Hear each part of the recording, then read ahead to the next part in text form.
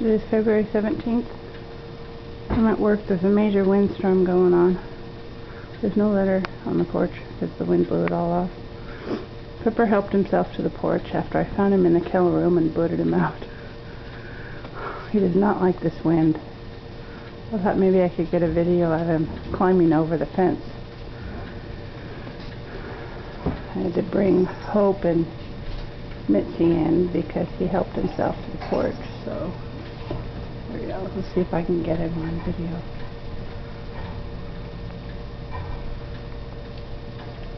He climbed over the fence to get on the porch. I want to see if I can get him going back. He did this last time. Ended up on the porch. Last time we had thunder.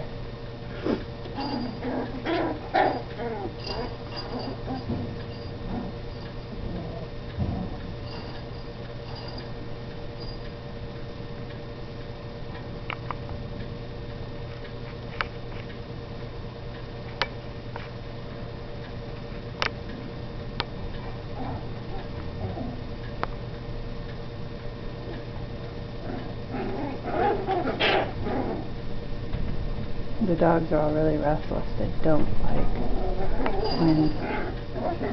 Precious is the smallest one. What are you doing, guys?